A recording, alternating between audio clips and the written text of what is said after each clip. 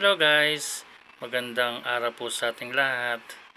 San man dako ng mundo kayo nandoon, sana'y pagpalain kayo nawa ng pong may kapal.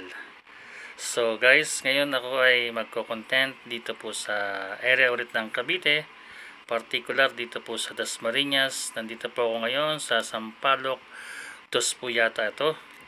So nagsaset po ako ng aking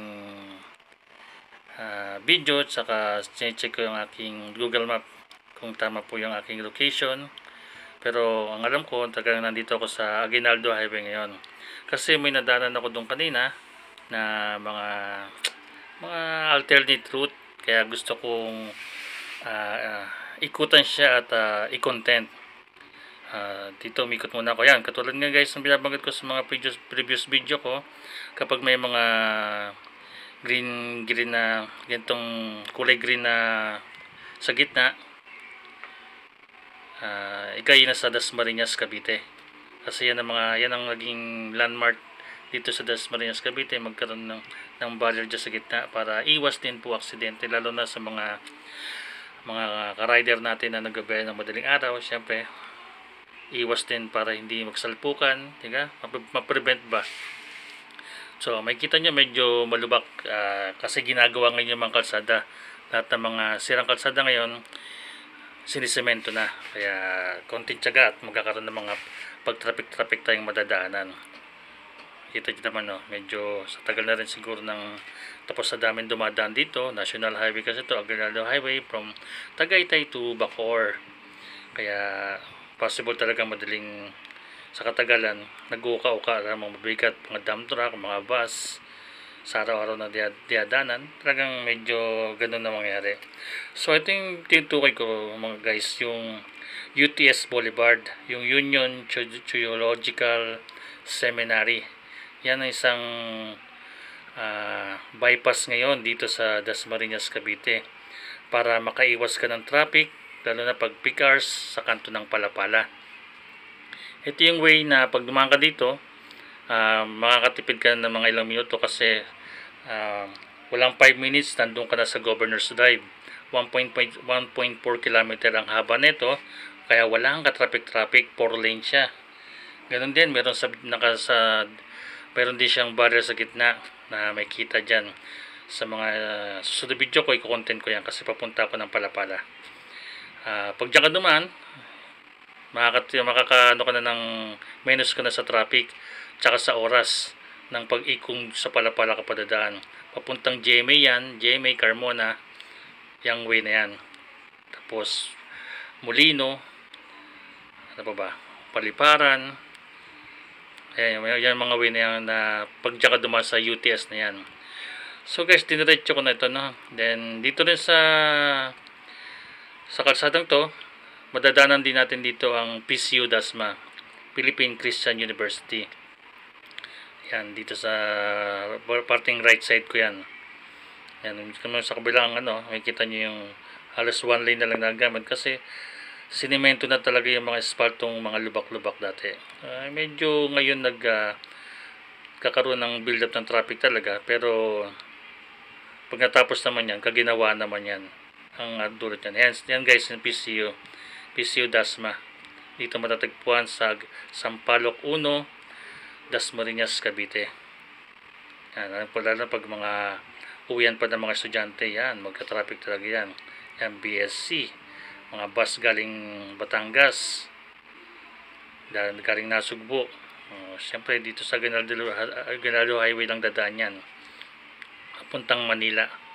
So ganun lang, medyo pinakita ko lang sa inyo yung mga well known dito sa Aguinaldo Highway, dito sa may Sampaloc, sa may Dasma, para kung sakaling magawin naman po kayo dito, at least kahit paano alam nyo yung mga nadadaanan nyo. Yan na, traffic na po, kasi nga po both lane ginagawa po yung mga kalsada. Dito sa unahan may ginagawa din kalsada, nadaanan ko din kanina yon. Doon sa may parting Palapala, halos 1 lane lang din nagagamit, dahil sa isa lang nakakadaan na mga sakyan, kaya tukod talaga ang traffic. So given na yan. Hindi na tayo dapat magtaka dyan. At least pinapaganda naman. Medyo traffic talaga pero maiinis ka. Pero kaya nga pag nagda-drive ka, dapat magdala ka ng napakahabang pasensya kasi hindi mo masabi lahat ng madadaanan mo. Maayos ang kalsada. Lalo na may nakakasalubong ka pa. Isa lang technique sa mga road, yung sasabi nilang road rage. Ngitian mo. Diba? Kasi malay mo yung nakasalubong mo, problemado.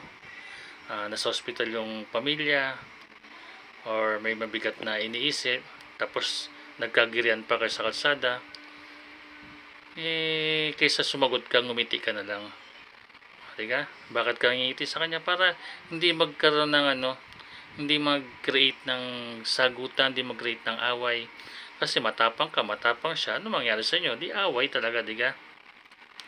Yun, kung alam mong mali siya at tama ka, hindi ngiti na lang din. Parang iwas away ba? Yung pinaka-reason doon para iwas away. Kasi kung makikipag-away, parang, di ba, lilit ang mundo natin. Pag may kaaway ka, hindi ka makagalaw. Parang, kala mo, hinahanting ka. May laging sumusubaybay sa'yo. Kasi pero kung wala ka namang kaaway, at least kahit paano, gawin mo yung ginagawa mo, may enjoy mo siya. Yeah, kaya katulad nito, traffic.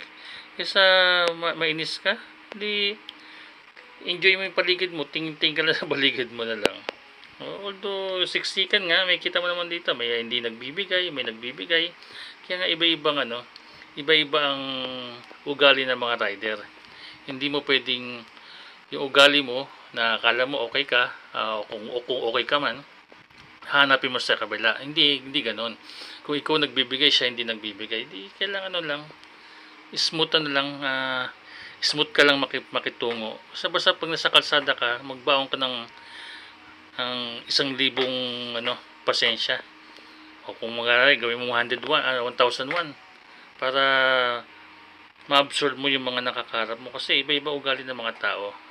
Merong mayabang, merong brusko, merong mabait, merong mapagbigay, merong may nakipag-unahan. Chill ka lang kasi buhay mo yung dala mo. Lalo na kung ikaw driver, diba? Yung mga pampaserong sasakyan. Kung ikaw isang dala-dala mo yung buhay ng mga pasahero mo, tapos ganun ang pag-ugali mo. Hindi mo ba alam yung mga pasahero mo, pinagkakatiwala nila buhay nila sa iyo. Kasi nga, sa araw-araw na nagko-commute sila. Kung ikaw barumbado, kung sumemplang, bumangga, di nakapatay ka pa ng pasahero mo, diga? Tapos magsisisi, hingi ng tawad, katulad naman napapod dati sa TV. Pasensya na po, hindi ko nasasadya, patawanan sana ako ng mga kamag-anak. Pero maiwasan yung mga ganong bagay kung mahaba ang pasensya mo. Kaya nga, technique ko rin ngiti lang kapag mayroon kang hindi nakakano. Ngayon, pag may nakipag-unahan naman sa'yo, pinaka-the best yan, di pa unahin mo na siya. Baka nagmamadali siya. Bakit ka makikipag-abulan sa kanya? Ngayon, kung talagang hindi mo mapigil ang temper mo at gusto mo rin umabol, bumuntot ka lang. Kasi papaunan yan ego ang labanan na yan ngayon, para mawala ang ego niya, hindi ka makipag-unahan sa kanya pero hindi ka niya maiwan. Kung gusto mo talagang umabol, nasa likod ka lang niya, buntot-buntot ka lang. Kapag-overtaking ka niya, huwag kang overtake, bumuntot ka na sa likod. Minsan kasi ganyan din ginagawa ko kapag medyo yung temper ko nawawala din. At yung inovertikan ka na may kasamang birit-birit pa. Ibig sabihin parang niyayabang ka. Susundan ko siya pero hindi ako nakipag-unahan. Bakit ba? Kung mapasama pa yung takbo, di madulas pa, kasalanan pa. Pero ang ginagawa ko, bubuntot ako. Tatago ako sa side mirror niya para silip-silip siya doon. Uy, nasaan ako ito? Kung sa kabila, nandiyan ako sa kabila. Yun lang yung pambawi ko na lang. Pero ay iniiwasan ko makapagsagutan, makapag-away. Kung hanggat maaari nga, temper ko nagiging pag nasa kalsada, smile lang. Saka yung mga pag-antanda natin, huwag kakalimutan lagi yan. Kasi yan isang guide natin sa kalsada. Kasi hindi natin alam ang buhay natin. Kaya nga pag driver tayo, dapat ganon ka dami ang ating knowledge, alertness. Hindi pwedeng hawak ka ng manibela na basta-basta kasi hindi lang naman ikaw kung sakaling passenger jeep ka nga, di ka? May ibang buhay kang nakasalalay. Huwag mong isipin sarili mo lang. Isipin mo yung mga pasahero mo na mayroong pamilyang uuwihan niya, na may mga anak na naghihintay. Dapat ganun tayo pag sa kalsada, maging chill ba? Chill na may konting pag-iingat pa rin kahit paano. Hindi man pwedeng pa-chill-chill ka, maya babangga ka na sa kakachill mo. Konting pag-iingat pa rin.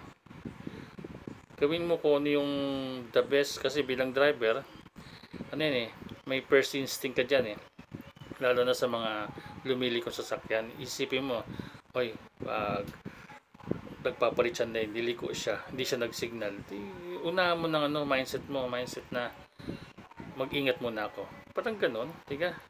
Kaya yun, bilang isang driver, medyo konting pahaba ng pasensya lang. Tagang ganitong kinontent ko ng ganito, kasi traffic naman. Wala na ako mapapakita ng ibang lugar kasi traffic. So, bumper to bumper pala nangyari dito. So, at least konting konting advice lang yung nasabi ko. Hindi ko naman sinabing perfect yun, pero usually may mga ibang punto doon na pwedeng magamit. Kasi kahit naman ako, sasabi ko na minsan nag-temper din ako tumataas yung temper ko kapag nasa kalsada ako. Pero lagi ko rin inisip yung ganong mood na kailang ngingiti ka lang. Pag ngingiti ka, magiging smooth ang truck biyahe mo. Kasi tumatakbo kang dami ko inisip, nako, baka ma-discrash ka pa niyan iyo. Ayan, katuloy, nagmagandang loob siya kasi hindi makalusot yung mga motor. Inatras niya yung isang signboard, o di nakalusot nga naman po kami.